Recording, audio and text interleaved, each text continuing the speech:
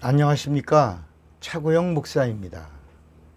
오늘은 예수 이야기 41번째 예수 더 알기 원함은 이라는 제목으로 예수 이야기를 하겠습니다. 일본에서 있었던 이야기입니다. 어떤 청년이 늘 도둑질을 했습니다. 하루는 높은 담을 타고 넘어 들어가 어떤 집에 들어갔습니다. 그런데 그 집은 일본 여자 성경학교 기숙사였습니다. 이 청년이 그날 밤 여자 기숙사를 털었고 물건을 훔쳐가지고 나와서 훔친 물건들을 하나하나 살피게 되었습니다. 그런데 이상한 책을 한 권 발견하게 되었습니다. 그것이 바로 성경이었습니다.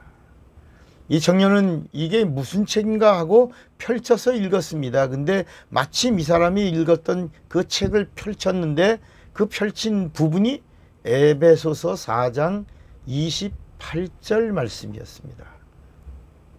도적질하는 자는 다시 도적질하지 말고 돌이켜 빈궁한 자에게 구제할 것이 있기 위하여 제 손으로 수고하여 선한 일을 하라. 이런 말씀이었습니다. 이 청년은 이 말씀을 읽고 충격을 받았습니다. 그리고 너무 괴로웠습니다. 그래서 목사님 한 분을 찾아갔습니다. 그리고 회개하고 목사님이 인도해 주시는 대로 예수를 믿고 신학을 공부해서 북해도 선교사로 파송을 받게 되었습니다. 그리고 예수 잘 믿는 아름다운 여자와 결혼도 하게 되었습니다.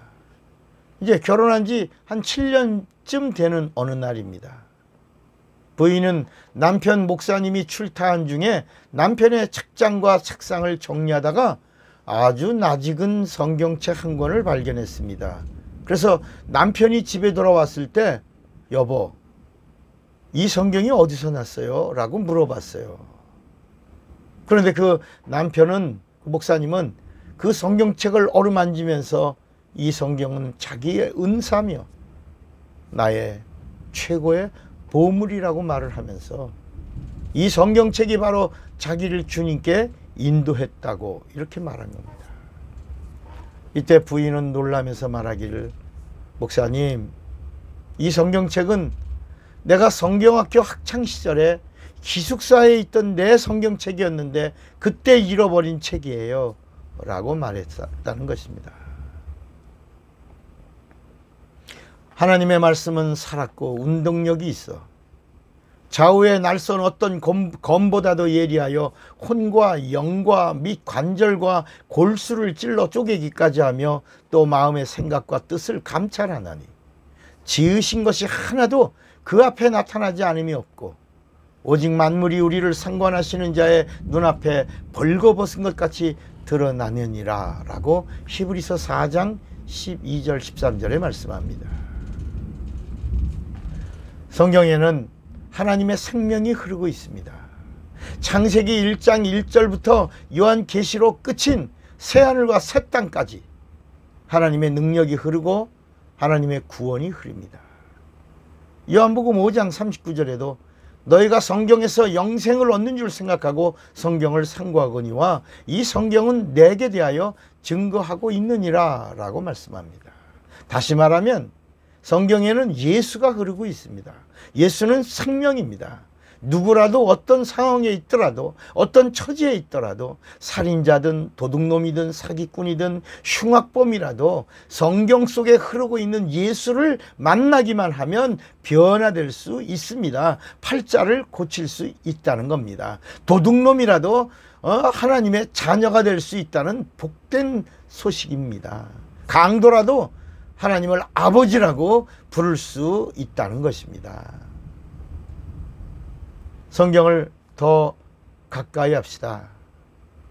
1년에 2번 정도는 성경을 한번 통독해 봅시다. 그리고 제가 하는 방법인데 1년에 신약의 복음서 마태, 마가, 누가, 요한을 30독 하는 겁니다. 매년 1년에 마태, 마가, 누가, 요한을 읽고 또 읽고 또 읽고 또 읽고 마태, 마가, 누가, 요한 복음서를 읽고 또 읽고 또 읽고 30독을 매년 하는 겁니다.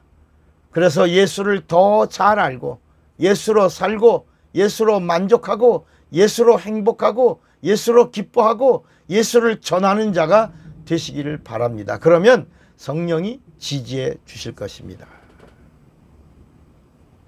성경의 말씀은 모두 하나님의 말씀이지만 구약과 신약의 말씀은 전혀 다릅니다. 구약은 천사를 격려하여 주신 말씀이고 모든 말씀이 말라기까지, 창세기부터 말라기까지 비유입니다.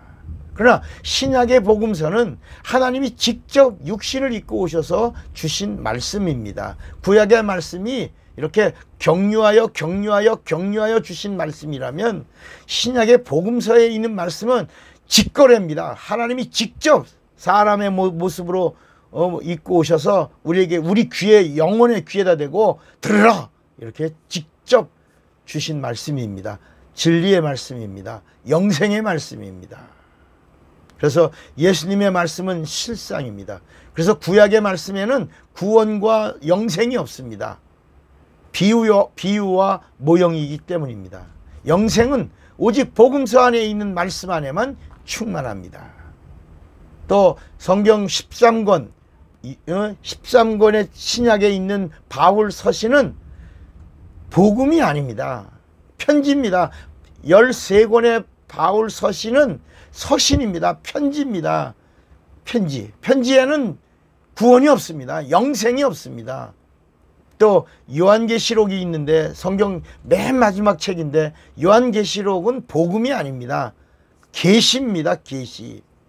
여러분 요한계시록을 읽으면 막 두렵고 떨리지 않습니까? 왜 그럴까요? 왜 두려울까요? 두려우면은 형벌과 심판뿐이라고 성경이 말씀합니다. 자, 그러면 왜 성령을 받으라고 하실까요? 왜 성령 받은 자에게 성령 충만하라고 하실까요? 성도에게는, 성령 받은 성도에게는 심판이 없습니다. 형벌도 없습니다. 성도는 요한계시록에 나오는 말씀과 전혀 상관이 없습니다. 요한계시록에 나오는 백보자와도 상관이 없습니다. 자유합니다. 진리를 알지니 진리가 너희를 자유케 하리라. 그 자유케 하리라. 너를 구속할 심판이 없다는 겁니다. 너를 정죄할 어떤 법도 없다는 겁니다. 그러니까 요한계시록에 나오는 계시의 말씀이 두렵고 떨리는 자는 성령을 받지 못하는 신자들과 성령을 받았어도 성령을 회방한 자들과 그리고 성령 받고 짐짓죄를 진 자들일 것입니다. 그런 자들은 요한계시록을 읽으면 막 두렵습니다. 막 떨립니다. 그리고 첫째 부활에 참여하는 자들은 백보자의 심판 때와는 전혀 상관없는 자들입니다. 불신자는 예수를 그리스도로 믿으십시오. 그리고 신자는, 예수를 믿는 신자는 성령을 받으십시오. 성령을 받은 자는 성령 충만하십시오. 성령 충만한 자는 성령의 인도와 성령과 함께 하십시오. 그리고 성령의 증인 되시고 성령의 동역자가 되십시오.